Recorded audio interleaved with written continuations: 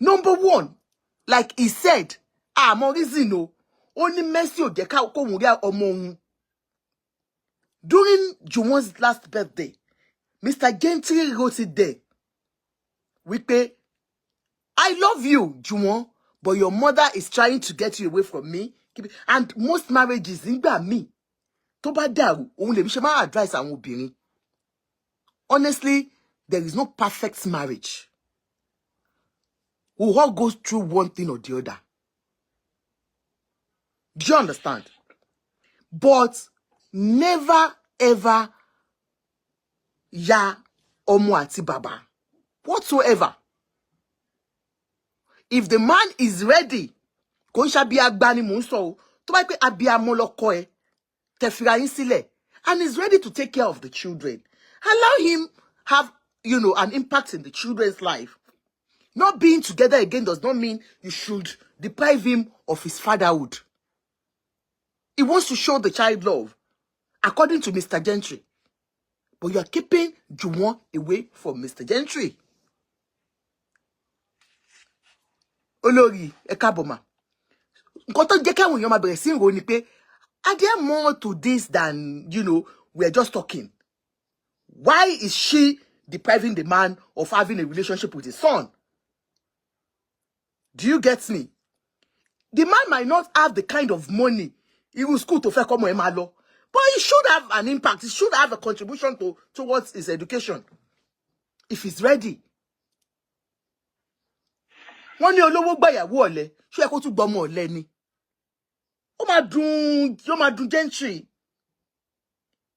Mr. Adekas náà káwọn náà jókòó. Ẹ ti ní enough fame. You have enough fame. What you're looking for, you have gotten it. Think about no matter how those children love you, they won't love you more than the way they love their mother. It's just a natural thing between mother and children. Tó bá ti ṣe nǹkan kan fún ìyá ọmọ, ó máa ń le. Ọmọ tí ò wojú bàbá ẹ̀ rí, mo rántí ìyá yẹn, daddy mi sọ nǹkan sí ìyá mi. One day, just because I'm bẹ̀rù daddy mi gan. Ó wá sọ nǹkan kan jọ ẹ̀, my mom was sick and he was now like, ó kọ sọ nǹkan bí ìgbà tó yẹ kàn. Mo wojú wọn straight ni. For the first time in my life, mo ní ìyá tèmi ò ní kú o, mi ò mọ bóyá yìí ní ẹ fẹ́ sọdá. So, for me to have even said what I said, it took me, you're welcome. Do you get me? So, ó máa ń le. Tí ọmọ bá ti ní, Mr. Adekas, ẹ wò, advice tèmi. Mi ò ní, ẹ wò, ọ̀bẹ ti gé ọmọ lọ́wọ́. Kò sí nǹkan tá fẹ́ ṣe mọ́. Do you understand? You are already married. Sincerely, there is nothing your wife can do. But like I said, my advice to your wife, Funsho, is that she should not grant you divorce in case you are planning, or in case you might have a think about it. You might have a thought. In case you have a thought about it, she is not going to give it to you. Do you get it? That is my own advice. Because mi ò gbàdúrà kẹ́ni kó kéèyàn ṣiṣẹ́ sílẹ̀. Iṣẹ́ how many years? 30 years, tẹ́jọ́ wà. Or whatsoever many years. And somebody will just come, and because she's looking for paper, as far as I am concerned, sorry. Most of our ladies are looking, forget about it. Any man that lives abroad and say, I'm going Nigeria, I want to, and they go and marry anybody. The ladies will use that opportunity to kwasare go fún wọn ni. Èyí tí ó bá dẹ̀ lóyún, á fẹ́ kó divorce ìyàwó kó lè mú wọ̀lú òyìnbó. So, for Mercy and some of our cohorts, they are always targeting men abroad. Alleged ni o Mercy, mi ò bú ẹ o. They target men abroad so that wọ́n lè fún wọn ní paper. But in as much as Adekas is still legally married to Mercy, well, as a Muslim, you know, America, you Americans, is it possible for Adekas to bring her in and, file for her? Is it possible? So if it is possible, maybe she has no choice. But if it is not possible, please hold on to your marriage. ọ̀bẹ ti gé ọmọ lọ́wọ́, kò sí ta fẹ́ ṣe. Ó ti fẹ́ Mercy. That is the reality of life. Now, leave Mercy with her God to judge her. Leave Mercy with her God to judge her. If what she has done is right, as far as we are concerned with all the pictures we have seen, Monica ma George, but the thing is, they were friends. According to what we heard, allegedly, she introduced you to her husband as a producer. She was closer to most of you artists because only if you one show in Nigeria. She didn't want to sacrifice her children's life for a man. No. How many of you online will tell me that you will choose a man before your children? So many women will rather say, okay, sure, torí pé o ká lọ gbé yọ Nigeria, kí ya wá jẹ́ àwọn ọmọ mi. I would rather stay with the children. That is the reality of life. If for the sake of the children, that Funsho stayed behind, may God bless her and kó jèrè àwọn ọmọ yẹn lágbára Ọlọ́run. Ó dẹ̀ ti ń jèrè wọn. Because kí ló tún kù yàn kù? Ẹ wo ọmọ mẹ́rin bó ṣe dúró tì ìyá wọn. Ẹ wo àwọn ọ̀rẹ́ ọkọ bó ṣe dúró tì tiẹ̀ Funsho. Please do not leave that marriage for Mercy. We are begging you, ni. We know, I don't think I mean, we know you are hot. Kò sóbìnrin tó máa ṣe. Ó tiẹ̀ mọ girl yẹn rí rárá, ọkọ ẹ̀ ń do, ó hot ẹ. Ó tiẹ̀ mọ ẹyin tó ń bá ṣe, ara ẹ̀ ń gbóná sódìsódì. Bèlèǹtà sí ẹni tó yẹ pé òun àtọkọ ẹ̀ wọ́n jọ wá sí birthday yín ni. Wọ́n jọ wá sí sílé yín ni. Kó wá jẹ́ òun ló wá gbọ́kọ ẹ̀. Tọkọ ẹ̀ wá lóun fẹ́. Like your husband said, according to what he wrote out there, that he has no problem with you. That you guys are cool together. Wípé tó bá jẹ́ pé kíní o, kò sí problem ní family àwọn. Of course, you are forgiving him. You have a relationship with him because of the children. Bóyá o ń gbà kó dúró ẹ mọ́ o, èmi ò mọ̀ o. Mọ́mì wọ ní kàrámàtà, wọ́n ní kò yé mi, but ọ̀nà yín jì síra yín. But one thing is this. You are standing by your children because you sacrificed your marriage for the children. That is what it means. The children were quite young. And no matter how we look at it, kò sóbìnrin náà tó máa gbà pé kó kó àwọn ọmọ lọ sí Nàìjíríà tí ò sí nǹkankan tó pé bóyá gbogbo nǹkan tó jọ kó lọ because they went together and they, according to what we heard, the woman spent all she had in ensuring that the children were taken to good hospital, good schools. And we know how it is in Nigeria. It's quite expensive. For the kind of education you want your children to have from what you must be able to spend money. Oh, kò lè lọ fún wọn sí school tí mo lọ yẹn. Ẹ ṣá ma wọn school tí mo lọ ní Sàlẹ̀kò. Irú ẹ̀kọ́ ló máa gbọ́n àwọn ọmọ ẹ lọ. You want to give them the best of education. You want to give them everything that you can. Because you don't want them to miss anything. Láti ìlú òyìnbó tó ti ń kó wọn bọ̀. So for that woman to decide, okay, sweetheart, let me stay and look after these children because they were young. Tí àwọn ọmọ bá ti dàgbà, mo máa advise obìnrin. Tí àwọn ọmọ bá ti dàgbà. Abiola Thompson, mommy, how are you, ma? When the children are grown enough and they are all like out, we that we are living abroad, you, and your husband tells you, let's go back to Nigeria, you've got no reason to say no. You've got no reason to say no. If you still want the marriage, except if you don't want the marriage again. Because to be sincere, men cannot stay alone. Wọ́n mọ̀ ṣe. Oko wọn máa ń lé ni. Wọ́n máa lé ni. May God bless you, my sister, for saying that. They cannot. For us, Mo máa ń sọ fọ́kọ mi màá ní obìnrin, we don't look at a man and get aroused. No. Àfobìnrin tó bá kọ́ ti fokó ṣe látọ̀run. Ẹ̀pọ̀ àwọn ẹlòmíì wọ́n ti fi ṣe wọ́n látọ̀run ni. But most women, for a man to gbé ẹ débẹ̀, á ti ṣiṣẹ́, á ti tẹnu bọ̀. Ẹlòmíì gan tó ti gé kíìtẹ̀ kó tó kàn máa tọwọ́ bọ̀ kó tó lè jí ẹ. But men, when they see a woman, ó kàn ti ẹ̀rí lásán, wọ́n ti imagine pé wọ́n ti bọ́ láṣọ lẹ̀. They are polygamists in nature. That is their lifestyle. Kò sí bẹ́ẹ̀ ṣe lè ṣe. Nature wọn ni. So ìwọ obìnrin tó yẹ pé definitely you don't have anything that's holding you here. Ju pé àwọn ọmọ bímọ, fẹ́ wá bímọ, àbí kìíní kan. When a man says, sweetheart, I think we have done well. Let us go back home. My dear sisters, nítorí irú àwọn tó wà merciless, I will advise you, kọ́lọ́run fún yín ní tẹ́ máa jẹ. If you want the marriage, think about it.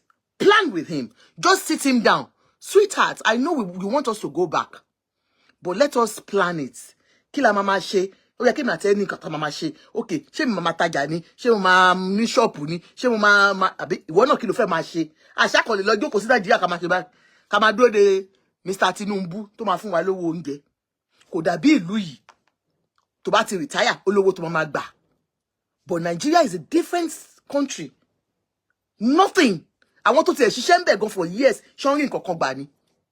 Bèlè ń ta sí. So that is just one thing. But for those with young children, I shared a story last week. A woman with 3 children, òun àtọkọ ẹ̀ ti wà nílùú yìí for a long time. The man is now telling her that he's tired of here. Ìyàwó ń ṣe kíára. Ìwọ náà ń ṣiṣẹ́. Ẹjọ́ ń rí kọ́bọ̀kọ́bọ̀, ẹjọ́ ń save. Nílé Nigeria o. They don't have a house in Nigeria. The man said, I'm tired of living abroad.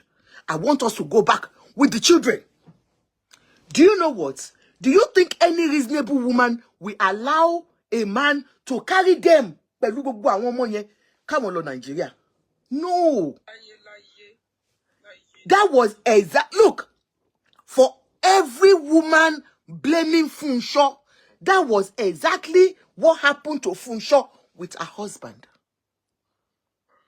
It's either kí n kúkú tọ́jú àwọn ọmọ ń bí, and they both agreed.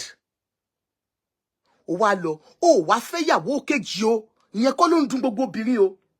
Mo dẹ̀ sọ, Mercy, whether you like it or not, people will continue to talk about you. Torí ò ń ṣe bí ọ̀dájú obìnrin.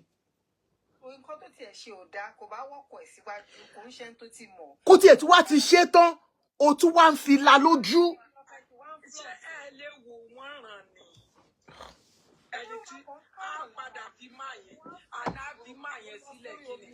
Olóúnjẹun lórí omi, lórí floating water. Kí ni gbogbo yẹn?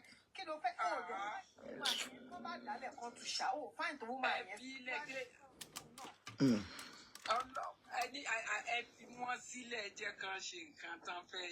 My dear sister, mo really enjoy nǹkan tẹ́ sọ yẹn. Very ọ̀pọ̀lọpọ̀ àwọn obìnrin táwa ní diaspora.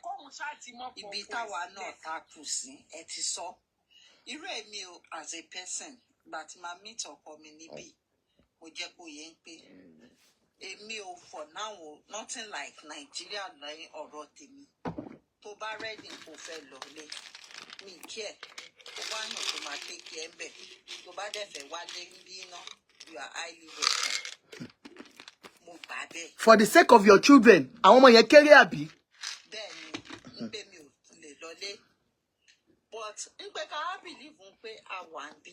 Ká wá tó a máa ní kó má níyàwó ní Naija. Kò possible à ń tanra wa ni. A dà fún yín.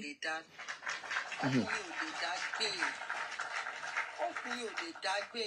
Ṣẹ́rí ti Fúnṣọ́ ní nǹkan tẹ̀ sọ. Ṣẹ́rí story tẹni tẹ kọ́kọ́ sọ yẹn. Ẹni point tí ó bá fẹ́ tẹ̀lé ọkọ ẹ̀ lọlé. Bọ̀ ní ti Fúnṣọ́ ẹ gbàgbé ń pàdé káàsù nígbà tó máa padà wá sí Nàìjíríà. Kò ṣe pé kò rọ̀wọ́ mu, kò dẹ̀ ń ṣe pé wọ́n délé. Ẹ wo ilé tán ti kọ́lẹ̀. Ṣèbí inú ilé tán kọ́lẹ̀. tó ń pè tí Fúnṣọ́ ń pè nílé ẹ̀ òun ni Mercy ń gbé lọ́jọ́ bẹ́ẹ̀ ni. tó nílé òun ṣẹ́rí and àwọn ọmọ ẹ̀ wọn ṣe àwọn ọmọ bébì tó yìn rán bébì. Ẹ má bínú mà, how old were the children nígbà tó lọ Nàìjíríà tó ń lọ yẹn? Ṣé káwọn adéka mi ò mọ much ń pa wọn. Ẹ wo àwọn ọmọ yẹn, ìdàgbà wọn yìí, how old lẹ́rù pé oldest ẹ máa jẹ́? Oldest Adékas kò lè ju 24, 25 tó jẹ́ pé yẹn bí fún o. But nǹkan tẹ̀mí wò irú èmi ń sìn mo máa ń jẹ́ kó yọkọ̀ mi pé tó bá lọ Nàìjíríà o tí n bá wò mo lè wò pé òkè ò jẹ́ nǹkan sáré wá bẹ́ẹ̀ Nàìjíríà kí n bẹ́ẹ̀ ṣoṣù kan kí n tún padà. Mi ní máìndì pé àmọ́ wá fi ẹ́lẹ̀ o just like that o pé mi ò ní wá ọ̀pọ̀lọpọ̀ àwọn obìnrin tá wà ní diaspora la máa ń ṣe kíní yẹn fọ́kùnrin. Ọkùnrin mi ò tẹ̀ ní wulẹ̀ sọ fún ìyàwó ẹ̀ ṣebí nítorí Mercy jẹ́ celebrity ló jẹ́ kán mọ̀ tó bá jẹ́ underground unknown person ni máa yí ìfẹ́ tí wọn ò dẹ̀ gbéra wọn kiri tó dẹ̀ jẹ́ pé àìmọye nǹkan ni obìnrin yẹn ti damage inú marriage ẹ̀ nǹkan ṣebí nítorí Mercy jẹ́ celebrity làwọn èèyàn fi ń pariwo kiri. Iṣẹ́ tí àwọn ọlọ́wọ́ jẹ́ ṣé mọ̀ pé torí pé ó ti mọ̀ pé Muslim ni tó bá tiẹ̀ fẹ́ fẹ́yàwó ó lè má máa ń pè wọ́n Muslim kúkú làwọn ó lè fẹ́yàwó. But I think her point is ó ṣe wá jẹ́ ẹni tí mo mọ̀ ọkọ ìyẹn ló ń ṣe woman yẹn gangan àbúdẹ̀ ṣe ń ṣe yẹn bẹ́ẹ̀ náà everybody ṣe máa ronú. Why should my dear sister somebody else? But why Mercy? Power tap please, power tap. Àló fọkọ tí Mrs. Ìyá Oníkáyámátà sọ ẹ̀gbọ́n tá ń sọ yìí.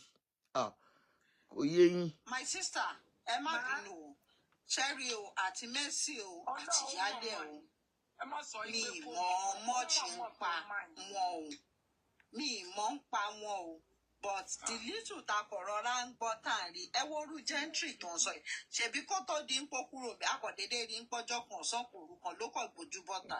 Bẹ́ẹ̀ni. Ó sunkún síta pọ̀pọ̀ ẹ̀ nù. Ó pé ó nà. Tí gbogbo èèyàn dẹ̀ fún ọkọ yẹn lépè pé ọkọ burúkú wò lélẹ̀. Ṣé I understand? Yes ma. Nǹkan kan wà tí èmi ní idea ṣẹ́rí tóbìnrin bá ti jẹ́ single mother rí ẹ máa ní a lot of experience. Obìnrin tó marry níbẹ̀rẹ̀ ayé ẹ̀ tí ò padà dín pé wọn àtọkùnrin jọbọra kò lè mọ irú ṣù nǹkan tó ń ṣẹlẹ̀ yìí. Wàláì tàláìsímọ̀ bẹ̀lá ilẹ̀ zílá wà. Kábíyèsí. Because once you are a single mother, inú statement kan wà tẹ ọ́tà tẹ ní pé Fúnṣọ́ ò gbọ́dọ̀ divorce ọkọ ẹ̀. Wàláì mo rántí ìgbà tí mo yìí kéré tí mi tí ní òye tó nígbà yìí báyìí máa sọ pé tí n bá fi lè gbọ́n pọ́kọ mi ó fún yàn lóyún báyìí máa kó ẹrù mi kúrò ní ilé yẹn ní àfẹ́ra mọ́ àṣemọ́ kò ń ṣe lọ́jọ́ tèmi mi lè báyàn sọ̀rọ̀ ẹ̀ bọ́kọ mi fẹ́ wọ́n obìnrin lóyún ó káàbọ̀ síbi tó fẹ́ gbé sí ni èmi náà dẹ̀ ránṣàyè tèmi. Wàláì because tí obìnrin bá ti lè kúrò tó ti bímọ tó wá kúrò nílé ọkọ tó ní nítorí ìdí kan àbí ìdí kejì ọkọ lọkọ nìwọ náà máa padà lọ fẹ́. Wàá tún máa lọ dó ẹni tó ti marry. Wàláì because kò sí single kankan tó fẹ́ fẹ́ ọkọ lọkọ lòun náà máa padà lọ fẹ́. Wàláì ẹ gbà bẹ́ẹ̀ ṣẹ́rí nǹkan tó kàn ṣẹlẹ̀ ibi tẹ́mi rí nínú ọ̀rọ̀ níbi tí èmi rí ní nǹkan tó kàn ṣẹlẹ̀ lórí ọ̀rọ̀ ti Mercy àti Adékas òun ni wípé wọ́n ní láti limit gbogbo flaunt ton flaunt. God bless you. Nǹkan tí mo kàn mọ́ gbọ́n pé ó mọ̀ rí o ọ̀rẹ́ ẹ̀ ní o. Kì í ṣọkọ ẹ̀ ló fẹ́ ó kàn yà wá ní àlọ́. Adékas ò ń ṣọkùnrin mà kò ń ṣọkùnrin tẹnu ẹ̀ ká ilé ẹ̀ ṣó ti yé yín mà ìwọ náà máa gbẹ́wò sí i lọ́rùn wá gbé gbogbo àwọn máa ṣe gọ́ọ̀gọ́ọ̀gọ́ọ̀gọ́ọ̀gọ́ kiri. Gbogbo ọkùnrin mi yẹ ẹ̀ ibi tó bá yọ ọkùnrin sí lọkùnrin máa yí sí i. Gbogbo ọkùnrin kọ́ ló ṣe gbogbo ìyẹn lọ. This time má bínú mà ẹ ló mà. Go on ma. Kì í ṣe gbogbo ọkùnrin o. Mo lábúrò tó fẹ́yàwó That man is too weak. mo lábúrò ọkùnrin tó níyàwó méjì mo dẹ̀ mọ bó dẹ̀ ṣe ń tolé ẹ̀ ọkùnrin ó níyàwó méjì and second wife ẹ̀dẹ̀rẹ̀ mà second wife ti bímọ 4 tẹ́lẹ̀ fẹ́yìn ọ̀kan kó tó fẹ́ ó dẹ̀ mọ bó ṣe tí mo ṣe wá wò pé ọkùnrin tó bá tólé tó á tólé tó sì eyín mà the fact pé ó ti bímọ tẹ́lẹ̀ kò mean anything I mean circumstances lè ṣẹlẹ̀ so the fact pé ó ti bímọ bí kan tẹ́lẹ̀ kò doesn't make her a bad woman. At all. the thing is this, tó bá dẹ̀ ti wá lọ fọ́kọ nìyẹn, mo ayé kó respect obìnrin yẹn, kọ́kọ́ gbọ́dọ̀ jẹ́ kó mọ̀ pé ìyálé mi leléyìí o. Ṣọ́nsá ìyálé. Kò ṣe pé kọ́ máa bẹ̀rẹ̀ sí flaunt ara wọn kiri bí ìgbà tẹ́ pé yóò níyàwó tẹ́lẹ̀. Exactly. Kí ló ń la ẹ lọ́wọ́ tó fi ń jólẹ̀? Gbogbo dàgbà ò dánú. Nonsense. Ó máa sú yín o. Tó bá dẹ̀ ti mú sí lẹ́tà wá máa mú wá sọ́jú wájú ilé yín. Alẹ́ jì ni o. Ṣẹ̀rí nǹkan tá à ń sọ. Ṣẹ̀rí nǹkan tá à ń sọ ni. Nǹkan kan ṣe tẹ́mi kọ́ rí nínú nǹkan tó wà ńlẹ̀. Òun ni wípé flaunt kan jọ ń flaunt ara kan reduce it drastically. Sísá reduce it. Sísá mi, ẹ ní sùúrù. Nǹkan tí mo kàn fẹ́ kí Mercy ṣe kó ra dọ̀mí fún máa yẹn. Dọ̀mí kẹ̀.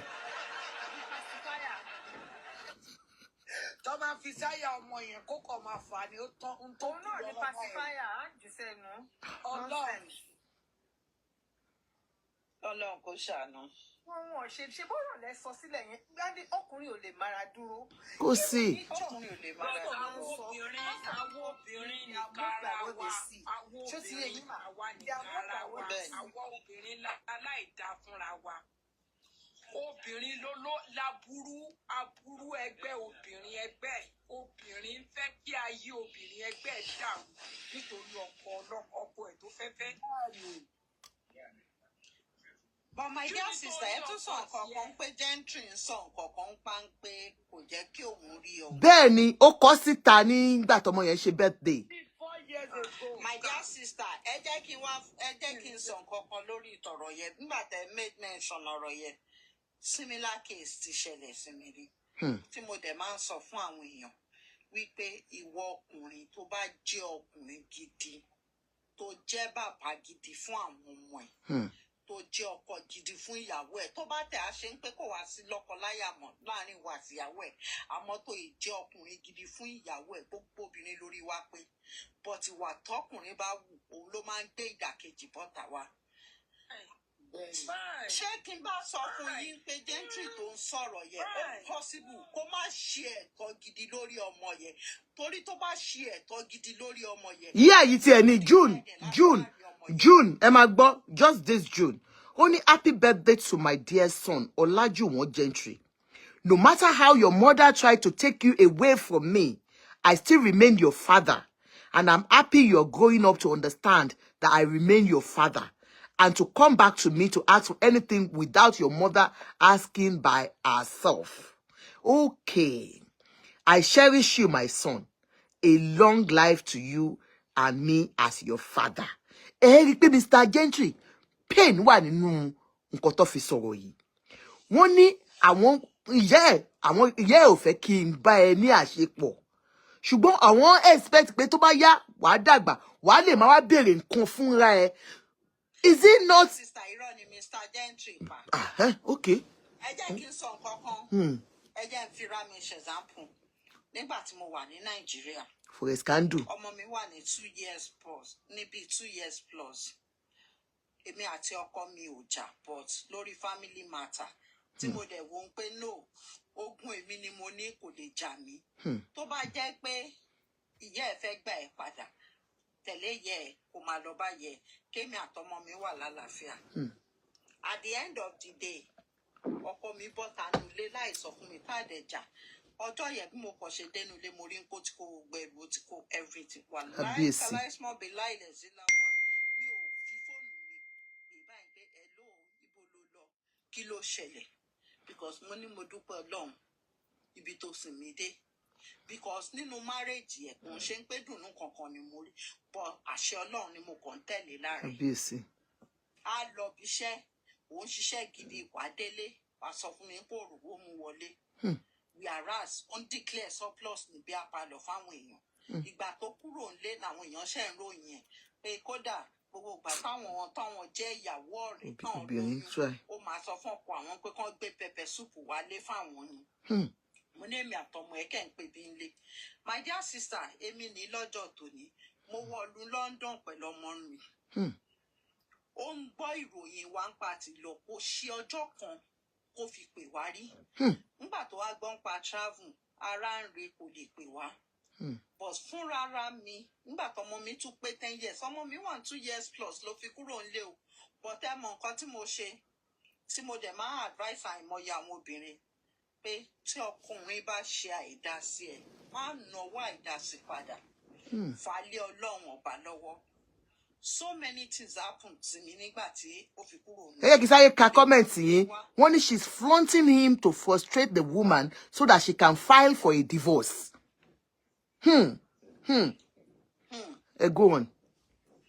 Tó bá wù yẹ tó bá gbọ́n kò ní file fún divorce. A máa lò bọ́n bá ṣe fẹ́ lò. But èmi believe pé pẹ̀lú gbogbo nǹkan táwọn èèyàn ń sọ yìí, ó possible kan padà limit gbogbo flaunting tó ń flaunt ara wọn kì. Ó ti gba kámú kó ti fẹ́ náà ó ti fẹ́ náà. Bí story tí mo wá á sọ lọ ní ọjọ́ tòní ìgbà tọ́mọ mi pé 10 years ní cousin mi kan ti máa advice pé. Láì kò fẹ́ kì í ṣe ọkọ ẹ̀ ó yà wá ni ó ranjú wá ni á dẹ̀ ranjú ẹ̀ jáde kò fẹ́ ìyẹn kì í ṣe ìfẹ́ Ọlọ́run. Mọ́mì wa gbogbo ẹ̀ ọwọ́ náà nìyẹn wà. Àyàfi tí ọkọ ẹ̀ ò bá fẹ́ràn ẹ̀ mọ́ ló kù. Ọwọ́ náà ni gbogbo yẹn wà. Àwọn tí ọkọ yẹn bá sì fẹ́ràn ìyálé ẹ̀ tí ìyálé sì fẹ́ràn ọkọ Ọlọ́run ranjú wá ni á ranjú ẹ̀ lọ. Torí ìka obìnrin ni wúmà yẹn. Aspect tẹ fi wò nìyẹn mọ́mì wa but èmi ò sọ lórí ìyẹn because nǹkan tó èmi ń sọ̀rọ̀ lé lórí ìtọ́jú tèmi back to my own story. At the end of the day mo wá try láti pé ọjọ́ tọmọ ẹ̀ pé 10 years á pé a ní kí ló ń ṣẹlẹ̀ lọ́jọ́ tòní. Ó ní òun mọ̀ pọ́ mo ń pé ọmọ ọdún 10 lénìí. Cousin mi wáyà ń sọ pé ṣé ẹ kí ẹ láti béèrè ọmọ ẹ láti ọmọ ọdún 2. So there are some men like that. A tún máa ṣe birthday common message kẹ́kọ̀ọ́ message ẹ pé happy birthday ẹ ṣe fún ẹ béèrè kí ló ń jẹ kí ló ń mu. Mo sọ fún ọjọ́ kan ìyẹn ṣàní kí n ṣàfún láàyè kó máa bọ́mọ ìsọ̀rọ̀ lẹ́ẹ̀kan. Mo ní no problem mo ní pé because èmi kọ́ lọ lọ́hùn gbogbo bọ́n ṣe rò bó máa tán fún mi Ọlọ́run tún gbé mi ga látara pé mi ò fi ọjọ́ kan ṣépè fún rí mi ò dẹ̀ fọjọ́ kan robi pẹ̀lú ẹ̀rí. Abíọ́lá Monísọ́lá ẹjọ́ bá mi sọ ta làwọn tó ń support ẹ̀ ṣáwọn èèyàn ń support ẹ̀ ṣá. Mi ìrò pé obìnrin kankan ń support ẹ̀ for now. Obìnrin mélòó ló lè ṣe irú ẹ̀ bọ̀ téèyàn bá gbà irú ti gentry tó ń sọ̀rọ̀ yẹn tó ní ọmọ òun ọkọ tí mo padà wá fẹ́ǹsì ṣe bó lọ́mọ.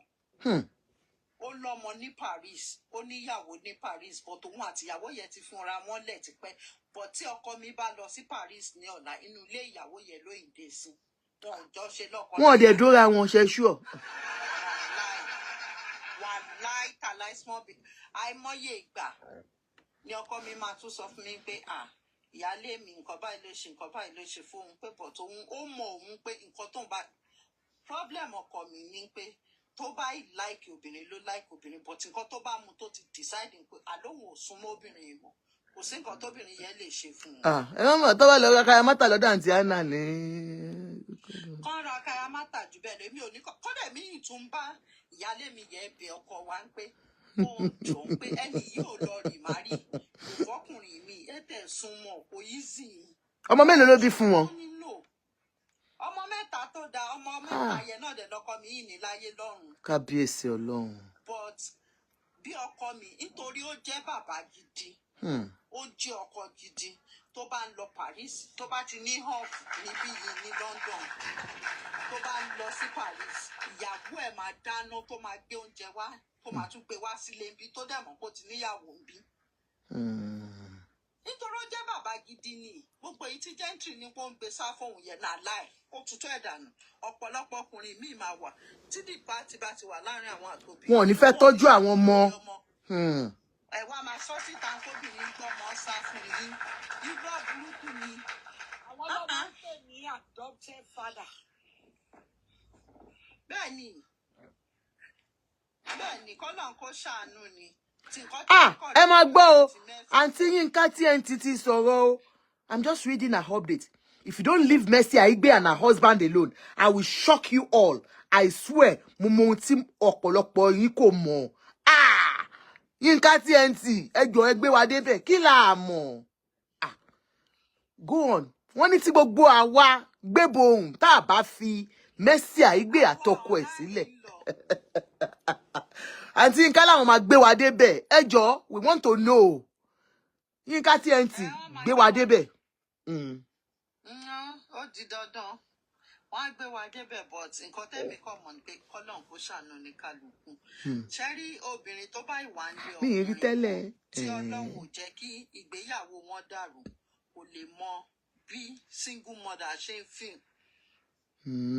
ṣé mọ̀ pé obìnrin pọ̀ ju ọkùnrin lọ ṣá my dear sister.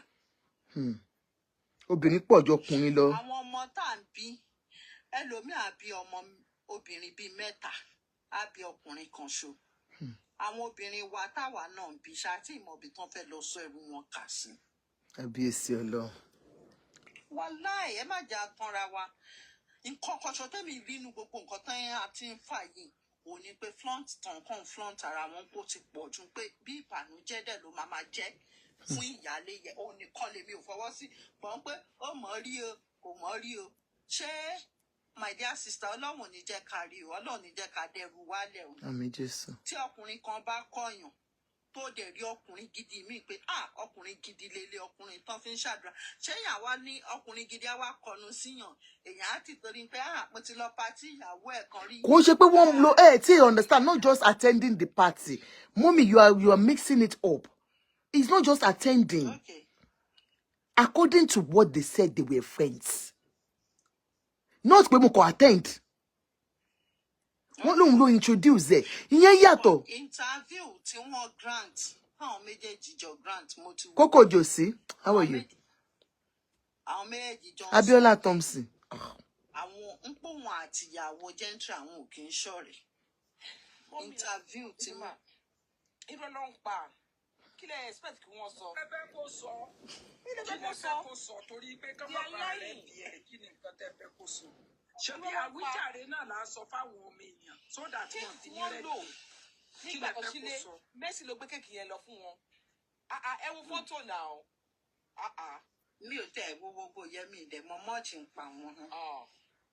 mi mọ mọ́ọ̀chì to be candid mi mọ mọ́ọ̀chì ń pa wọn but ọlọ́run ṣàánú but the only thing tẹ́mi kọ́ mọ̀ ni pé wọ́n límìtì tànjọ́ ń flaunt ara wọn kiri yẹn because kọ́ má fi máa bàyálé yẹnu jẹ́ because èmi ẹlẹ́ran ara ni wá. ẹ bá jẹ́ kí n sọ yín sista Sherifa tẹ́ ẹ bá súnmọ́ lédì yẹn dáadáa nǹkan tíyàwó lẹ́gàn ò ṣe fọ́kọ ẹ̀ a sọ fún yín kó ṣe nǹkan tó fà tí ọkọ ẹ̀ fi wọ tó fi fẹ́ lòmíì nìyẹn.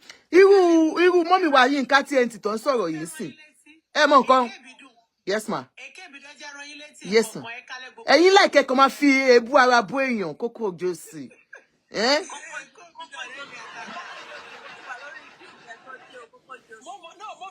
mo fẹ́ bíríkì kọ̀ọ̀kan jáde fún yín tẹ́ pé yes ẹ lè má rántí tẹ́ bá rántí ọjọ́ tí Messi àti Adikas tí wọ́n grant interview Adikas sọ̀rọ̀ kan tó jẹ́ pé mo dẹ̀ imagine pé ó máa dùyàwó yẹn dọ̀la nígbà tí woman yẹn sọ wípé ilé tí òun fowó òun kọ́ Adikas wá dá lóhùn ní pé yes I have returned your money and Messi òun náà ní nǹkan tóun náà ṣe nulẹ̀ yẹn ta ló lè gbàrú ẹ̀ for that statement alone is out of it tẹ bá rán tọjọ́ tó ṣe interview ọ̀dọ̀ tó sọ pé tí ìyàwó ọ̀dà pé Messi gbé picture wọn kan kúrò ńbẹ̀ ó wá ní kí Messi dá picture yẹn padà ó nítorí pé ilé yẹn is my house so Adikas wá sọ pé lóòótọ́ ló yá òun lówó but I have returned the money back to her.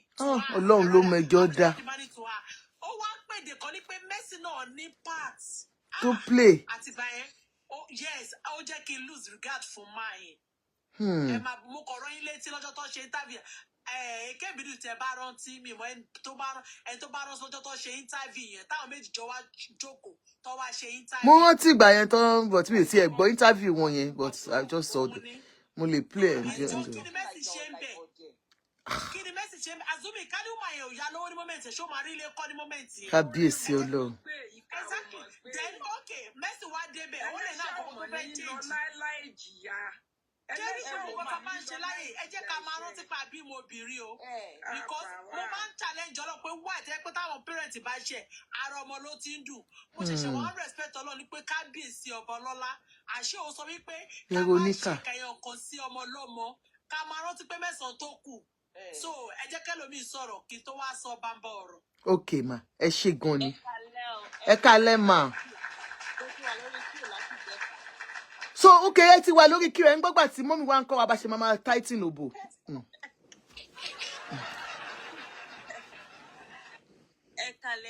Yes, ma, you're welcome. Gbogbo àwọn tó ti ń sọ̀rọ̀ látàárọ̀, gbogbo yín sọ̀rọ̀ gẹ́gẹ́ bí abiyamọ. Gbogbo yín sọ̀rọ̀ gẹ́gẹ́ bí ẹni tó ti bọ́kùnrin jìyà. Gbogbo yín sọ̀rọ̀ tó gẹ́gẹ́ bí wípé tí irú nǹkan báyìí bá ṣẹlẹ̀, bọ́ ẹ jẹ́ ká wo nǹkan tí Naija Style Beauty tí wọ́n sọ, ẹ jẹ́ ká tún gbé yẹ̀wò lọ́nà yẹn. Ṣé rí máa yìí, I'm not a fan of anybody. Mi ò dẹ̀ wá síbí báyìí láti wá side anybody. But this man, kó tó decide pé òun fẹ́ take ìyàwó mi, ó máa ní nǹkan tí wọ́n rí. Ṣé understand? Ààrẹ jẹ́ ká tún fojú bò mí wò wípé tó bá yẹ pé ìyàwó kejì tí wọ́n wá lọ mú yẹn, ó lọ jẹ́ ọmọ orí street, àwọn ọmọ ní gúgúrú, ọmọ ní pàrágà, ọmọ ní pure water kan, we will not be here today. Ṣé understand? But because Mercy jẹ́ celebrity, that is why we are all here tonight. Ṣé understand? A máa rí àwọn ọmọ ní gúgúrú kan táwọn náà tọmọ pọ́sẹ̀ package ọkùnrin ju Mercy lọ. Tọmọ pẹ́pẹ́ fúrú ṣe ju Mercy lọ. Ọ̀ràn tí Mercy dá lọ́wọ́ gbogbo wa lẹ́nu ni wípé she's a celebrity. No, not that alone, ma. Not because she's a celebrity. It's because of the circumstances the husband met Mercy. The friendship that they said is between them. Whatever Yinka TNT wants to bring out today, I remember when I did this show when they first got married and people called in. There was one person that was strongly behind Mercy, and she was bringing out so many secrets of Funsho. In fact, that's why I'm saying, well, I want to wait and see what Yinka TNT has. You understand? Because only time back being konjade, timba being konjade, come daru. One thing, there are some things that lady, because she was coming strongly, you know, against Funsho, while people were calling in, everybody, she said she was a family friend or something. And she said, she be Funsho non she, only boyfriend, and then, o man shake, o man loke, abiki le man pe ni ohun ye, o man loke, o man she, o man mo. Do you know that?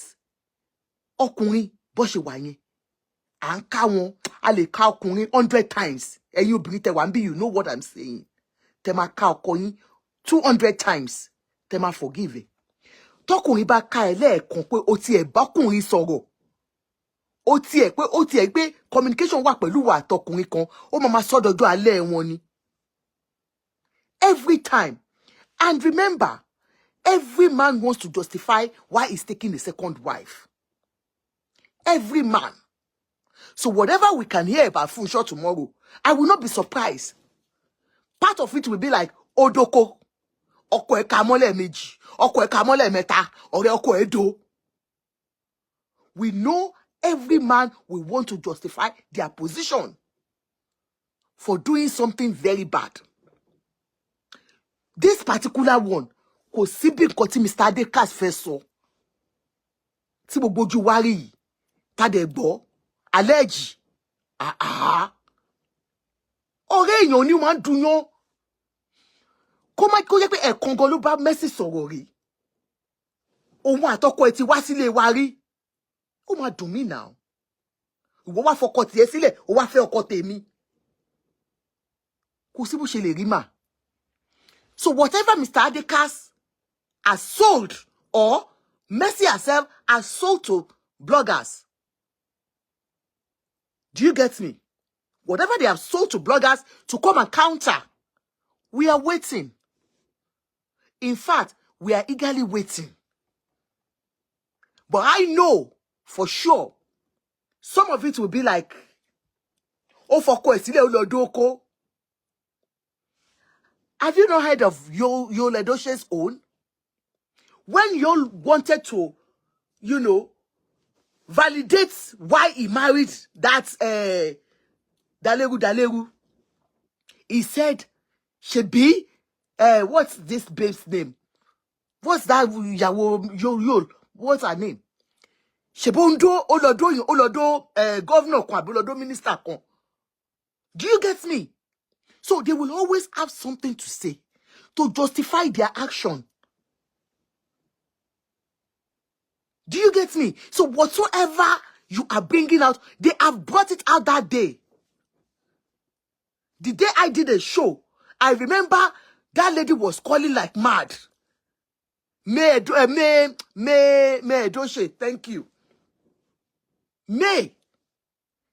He started saying, shebi May no ndoko, shebi on log so she flat tummy. Why did she go and do flat tummy without telling me?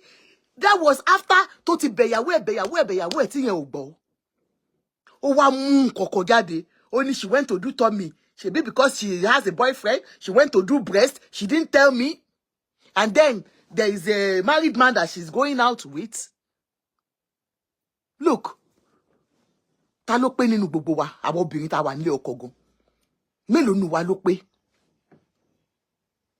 Ọkùnrin, wọ́n á ṣe tí wọ́n á ṣe té, wọ́n á dó ọmọ ọ̀dọ̀, wọ́n á dó ọ̀rẹ́, wọ́n á dó gbogbo ẹ̀. You have, ṣé ẹ dúró náà, ṣé jẹ̀kọ́ ló wà lára wa ni? As obìnrin, why we, obìnrin lọ́tà obìnrin máa ń sọ. So many of these motivational speakers will come online and be telling you, ọkùnrin, go and get a second wife. Because àwọn obìnrin tẹ́ ń fẹ́ yìí, wọ́n máa fìyà jẹ yín lọ́jọ́ ọ̀la. Ìwọ tó bá ní dùnnú nínú ilé ẹ, stop advising men to go and take a second wife. We are begging you. Campaign yìí ti wá ń dùnyàn. Ẹ má ṣe campaign yìí ò dáa.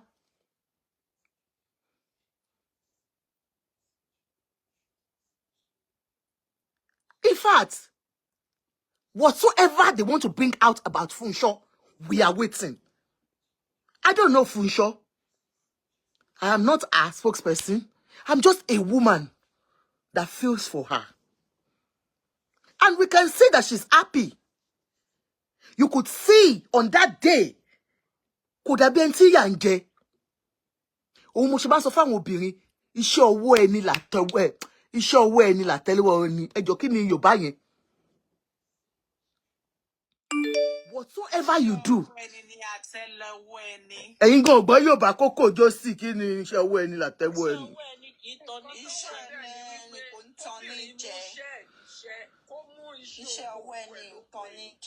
So, ká ní pé Funsho tí ò bá níṣẹ́ lọ́wọ́ ni. God bless you. If Funsho hasn't gotten a good job or gotten a job whatsoever she's doing, Mama, so when you lose a marriage, as women, ẹ jọ̀ọ́ nítorí Ọlọ́run Ọba, má fi ronú para ẹ. Fi iṣẹ́ kún iṣẹ́ ọwọ́ ẹ. Fi ìrìnkún ẹsẹ̀. Ìrìnkún ẹsẹ̀ ò ṣe pé kó lọ dóko ìdọ̀tí o. Wá iṣẹ́ gidi ṣe. Whatsoever tí wọ́n fẹ́ gbé jáde, we are waiting. Honestly, I can't even wait. Èyí gan kọ́ àwọn obìnrin, ọ̀pọ̀lọpọ̀ obìnrin lọ́gbọ́n. Obìnrin tó bá fẹ́ kọ́lé ẹ̀ lọ́tọ̀. Tó bá fẹ́ ralẹ̀ ẹ̀ lọ́tọ̀. Ọlọ́run ló ní kọ́kọ́ ẹ̀ kọ́lé kẹjọ gbé ni. Èyí pé wọ́n à ń fọwọ́ ṣẹ́rí ọ̀pọ̀lọpọ̀ fọwọ́sowọ́pọ̀ ó máa ń mú obìnrin míì kó fi hypertension parẹ́.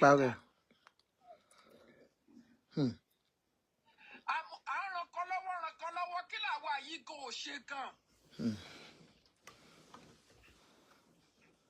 Ràn kan lọ́wọ́ tó bá wù tán á tó fà bùkù lé. Àtẹ́wọ́ ẹni kì í tán ní jẹ. Okay, thank you. Obìnrin tí wà kó tó ní pé ọkọ ẹ̀ gan mówó oúnjẹ wá gan yí pé ó mówó ọbẹ̀ wá, ó ti fi gbogbo ìgbésí ayé owó tó wà lọ́wọ́ ẹ̀, ó ti fi sebẹ̀ fọ́kọ, ó ti fi tọ́jú ọkọ. But Anima, is it wrong to support a man? It's not wrong, but there's nothing wrong. Very disappointment. Àyànfẹ́ Adélẹ́yẹ. Ó máa shock me o. Aunty Yinka kí la lè anyway, she might know what we don't know. I don't know. She might know what we don't know. Yeah, but ṣe wo comment. Kéèyàn má bá ọkùnrin galé papọ̀ pé nǹkan ni. Ṣẹ́rí nǹkan tèmi kọ́ notice kó ṣẹlẹ̀ ni pé ẹ jẹ́ káwọn obìnrin ẹ má bínú ẹ má bínú pé mo dọ́rọ̀ mi. Ṣẹ́rí èmi nǹkan tèmi kọ́ notice pé ṣẹ́rí àwọn obìnrin kò yẹ ká máa gbé ọkùnrin sí orí, èjìká ló yẹ kó máa wà. Ó yẹ ká máa ní, ó ti wà látàyè báyé tí láyé àwọn ànábì wa kan tó jẹ́ pé wọ́n ti máa ṣé rí yẹ ká máa get àwọn obìnrin máa ń get Bọ́láńlé Òkúnẹ́yẹ. ó yẹ ká máa prepare mind wa ní pé anytime lọkùnrin lè gbé ṣe wọn dé because men will always be men. Ṣé rí kí tó wà lábẹ́ wọn yẹn kò ní control nǹkan tó lè mú ẹ jẹ́ sọ story kan fún yín ní àdúgbò tèmi ni ìyá ìyàwó wá bá ọmọ ẹ̀ tọ́ ọmọ ó wá tọ́ ọmọ ní gbogbo time covid yẹn ni o ìyá ìyàwó dẹ̀ lóyún. Ó lóyún fún ta ni? Ó lóyún fún ọkọ ọmọ ẹ̀. Jésù.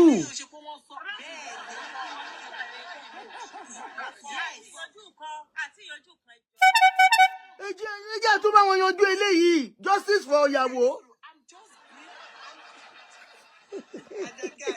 I'm just bringing mo try láti bring nǹkan tó ṣẹlẹ̀ rí pé man oríṣiríṣi on what they have under. No matter how you love them, no matter how pretty your wife is, kò sí tó ṣe lè fẹ́ ìgbìndé. Tẹ́ bá máa rẹ̀ tó bá máa fẹ́ ó lè jẹ́ ìdọ̀tí àánú ni. So mo sọ eléyìí tó ṣẹlẹ̀ tá lọ dá sí ni. Ẹ tún lọ bá wọn dá sí ẹ lè bá mi ya fọ́tò. Ọ̀rọ̀ yìí ò ṣe é sọ ìgbà tí bàbá ìyàwó béèrè ó ṣàrí pé ìjà wà láàrin ọmọ àti ìyàwó ò ṣe é sọ sétí fún bàbá ìyàwó pé ìyá òun lóyún. Bọ́lá Adéníjì là wà. Ó lọ bá tọ́mọ wá rí pé ọkọ abọ́lá má sọ fáwọn ọkùnrin náà kó má máa wọ boxers bóyá bọ́ ìyá yẹn rí oko bàbá yẹn tó ń jọngújọngújọ okú ọmọ ọkọ ọmọ ẹ̀.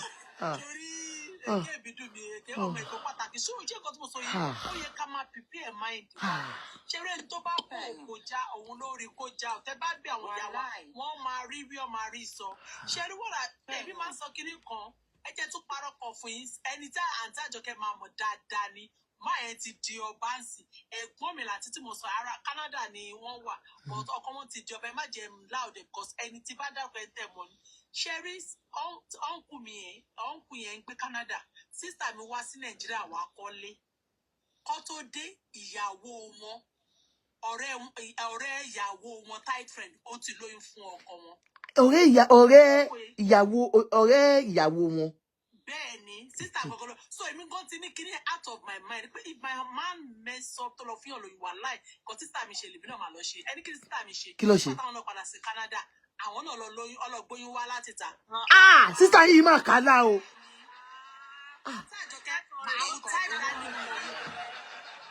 Àtàjọkẹ́ ẹni tẹ́ mọ̀ ní ẹni tẹ́ mọ̀ is a popular name. Ìyẹn náà ìyẹn tún lé o èmi ò lè ṣe yẹn o. Tí bá sọ fún yín ní pé lẹ́ni ọ̀rọ̀ burúkú pé. àti ìṣìwà ń lé ọkọ wọn wọ́n jọ ń tọ́jú ọmọ yẹn ni. Ọkọ yẹn tún fẹ́ padà. Ẹni tẹ́ mọ̀ ní ọkọ mọ̀ wèrè gidi làwọn méjèèjì Wàsíù máa ń kí wọn dára tí bá mẹ́sàn. Okay, wèrè jam wèrè ni okay ó ti yé mi. Wèrè jam wèrè ni jam wèrè ni. So let me tell something.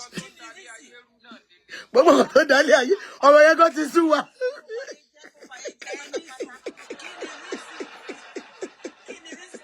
Torí pé ọkọ wa lọ fẹ́ yà ọjọ́ náà is wrong pé ẹni tó close mọ́ according to ṣe sọ Anadikas is a promoter ọdẹ ní gbogbo àwọn gẹ̀ẹ́sì ló máa ń gbé lọ bá wọn lóòótọ́ gẹ̀ẹ́sì wọn máa fi lọ wọn. Àwọn máa gbé lọ bá wọn ṣe ní gbé lọ bá wọn. Tẹ bá rí Adikas ẹ máa rí pé ó gentleman. He's a gentleman. Ọkùnrin tí ò lọ patí tí ò mọtí ẹ má jẹ ìtọ̀ yìí ó máa láì kò bí. Ó máa dóbò. Ó gbé sún wọn ni tí ò bá ń ṣe gíslọ́bà tó pariwo síta ni ó sì jọ ń fẹ́ra wọn. Àwọn fẹ́ra wọn secretly ni. Bẹ́ẹ̀ ni. No, wọ́n ti lọ ṣe dìkáyò ní gíslọ́bà ṣe gbé jáde. Tí gíslọ́bà bá gbèsè á ṣe máa hide á dẹ̀ ṣe máa bá wúmà ẹ̀ ṣe wúmà ẹ̀ dẹ̀ ti máa sọ so kíní ti wà látàyè bá ẹdẹ pé ẹni tẹ́ mú ní best friend lẹ́yìn tó gbogbo láìpẹ́ ìfún ẹ̀rọ kó ti lọ́ fọ̀bẹ̀ ìjẹyìn. Bẹ́ẹ̀ni. So lórúkọ bẹ́ẹ̀ bá ṣẹlẹ̀ ṣẹ́rí ọdún náà ó máa dùn Fúnṣọ́ but Fúnṣọ́ dẹ̀ ti let you go gbogbo máa flaunting then gbogbo lípẹ ìwọ kọ àwọn ti return owó ẹ padà ìlò ó wà hot is very very hot. Sarah Chinwe is Naija style. Go on. I will go there because my so far tó bá àwọn ọmọ jẹ. Ẹ bá wa power tap kẹ́ra gift. Ẹ bá wa tap kẹ́ra gift. Ẹ bá wa tap kẹ́ra gift.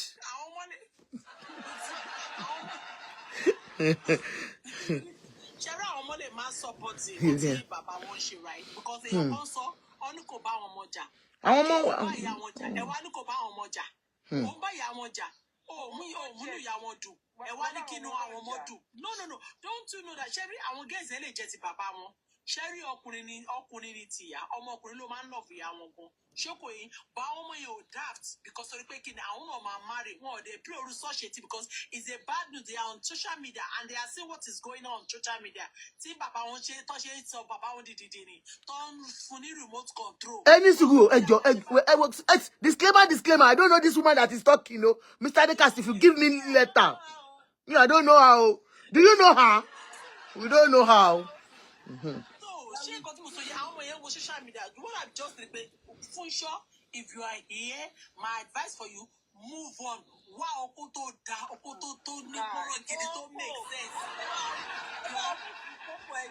Me ní mú tí wọ́n, ó yá kí lẹ́dí kọ́ ṣe. Kùkúmbà tó gbórí kó fi ṣara lóge. Kó fi ṣara lóge kó flaunt ẹ̀ yálà yẹ anybody. Ṣọ́kò yẹn òun ló máa dùn jù.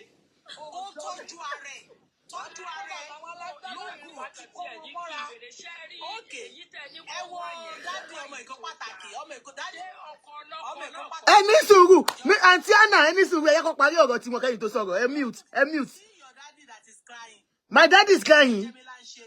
Eh? That is crying na lọ́jọ́ tọ́jọ́ ọmọ Demila tó ń ṣe wòlímọ̀. Huh. Tó wọ́n mọ̀ pé ó rí Demila ó rí pé ọmọ lọ tọ́ tó fàìn tó yìí. He was crying. Oh. Wípé ìgbà tó wà kékeré ló rí ọmọ. Ẹ jọ ṣe popsi mi, èwo nínú wọn, èwo nínú àwọn popsi mi náà. Wàsí Àyìndé. Tààtì mi, dàdí Àyìndé. Dádì mi tún wo ọmọ yẹn. Kẹ́ lè mọ nǹkan. Do you know what? Ẹ má bínú mo fọwọ́ àtọmọdé yín lẹ́nu. Kẹ́rù bàbá tí ò tọ́ ọmọ. Ẹ má bínú popsi mi, you know I love you. Alhaji Wasiu Ayinde, you know I love you from my heart. Ẹ má bínú. For a man, ó rí ọmọ wọn tún dá ọmọ wọn mọ̀. Àwọn èèyàn bú mi wọ́n ní mi ò wá ṣe show. It's because I was not, out there. Do you understand? I was in. Mi ò ráyè. Ẹ jọ̀ọ́ nítorí Ọlọ́run. Kẹ́ lè mọ̀ bí ọkùnrin nǹkan tí ìyá tóbìnrin ń jẹ lórí ọmọ. Daddy mi rí ọmọ wọn. Wọ́n ní, see my daughter. See my daughter, mo ní daddy ẹ̀ bá máa sọ̀rọ̀. See my daughter. Ọmọ mi ti dàgbà. My daughter has grown up. You look exactly like your mother. You walk like your mother. So daddy rí ọmọ yín for how many years? Don't it. A máa ṣe family meeting lórí ọ̀rọ̀ yín Wasiu. Wallahi. So what I'm trying to say is that woman kò ṣe kíni kó má jẹ́ kí although no ma break up because mental state because I can understand it's alẹ́ rárá ni she will feel the pain especially kó tó wá máa rọ́pò kó tó wá máa kó tó máa flaunt kó tó máa ṣe dáadáa ká máa sọ ọkàn mi now get up man America ló wà wá sí Nàìjíríà kó wá ṣe fàájì ara ẹ̀ ṣùgbọ́n náà jóbìnrin náà lè gbé rẹ̀ jáde ni obìnrin náà lè ṣe fàájì náà tó lè lọ sí club tó lè lọ enjoy ara ẹ̀ ṣé dandan ni kọkùnrin kó gbéyàn jáde ni you have your job purpose tó fi kó lè fi lè tọ́jú ara ẹ̀ ni kò sóbìnrin tó dàgbà mọ́ sí à ń tàjọkẹtẹ jẹ́ sọ pé grandma là ń tàjọkẹtẹ rí fine girl fine girl jẹ́ sọ pé grandma là ń tàjọkẹtẹ fine girl but she keep fine girl. You see? So, ṣàmùkọ́ àròjù tẹ̀yìn àǹtí àjọkẹ́ ará àǹtí àjọkẹ́ dáadáa bó jẹ́ pé wọ́n ga rárá àǹtí àjọkẹ́ dáadáa. Wọ́n ti fẹ́ bú mi tẹ́lẹ̀ ni. Àǹtí àjọkẹ́ na slay woman ọ̀tẹ̀ bá rí wọn. Fine girl. What I'm trying to say, yeah, fine girl mẹ́kọ̀ọ́ pàtàkì. She's a child of God. So, ó tẹ iṣẹ́ bíbá yìí lé gbogbo ẹ̀yin obìnrin. Ọlọ́run adájọ́ kò sọ́kùnrin kankan bí o. Wọ́n sá lọ ní alábòsí ni wọ́n. Ó dà pé mọ̀ wá wọn. Ẹ má yẹ kó fẹ́ kan ṣépè fún wa o. Kọ́ ti ẹ̀wẹ̀ àwa gan a máa fi òbò a máa tọwọ́ bọ̀dì a máa ṣépè fún wọn. Kò dára yìí o. Ẹ̀yin bá bí wa ẹ máa gbọ́ oúnjẹ tìbí náà. Ó ṣẹjọ́ mo ní question kan fún yín. Yes ma. Oh, say your Bani a very responsible man. And everything is going on well. Àtijọ́ wà ní abroad, àtijọ́ bímọ. And he decides to go back home. Yes, ma'am. Ó dẹ̀ ní okay, káwọn ọmọ mi kájọ máa lọ sílé. Yes, everything is okay and I know pé tá bá délé everything is going to be okay as well. But as a woman and a mother, àti wà used to ìlú òyìnbó Bẹ́ẹ̀ni. and I decide to stay back. Ẹ jọ̀ọ́, tí irú máa yẹn bá lè sọ pé jẹ́ ká lọ létí mi ìbá dáhùn, ṣé tí máa yẹn bá ṣe nǹkan tó wù at the end of the day, ṣé ó ní right? Ẹ má bínú, ṣé Nàìjíríà lè gbé àwọn ọmọ yẹn sí? Ọ̀dà àwọn bímọ sí Nàìjà, wọn bímọ síbí, orin yẹn ò ní right láti bínú because ọkùnrin yẹn ti sọ fún ó mọ̀ pọ́pọ́ ẹ wà òkè financially tó lè take care yí àtọmọ tó lè lọ ọmọ pẹ̀lú òyìnbó tẹ́ lọ́rùn lè. A sì ní change díẹ̀ sílẹ̀. Àwọn ọmọ yẹn tí wọn ò gbé Nàìjíríà rí tẹ́ wá kàn déédéé fẹ́ kó wọn lọ. My dear sister, ẹ rí ibi táwọn ọ̀pọ̀lọpọ̀ obìnrin ta fi ṣera wa ni ẹ má jẹ́ ká. Títí mi ẹ ṣe jàre tẹ́ fún mi ní gift iyọ̀ dáadáa lẹ́yìn. Take a clap.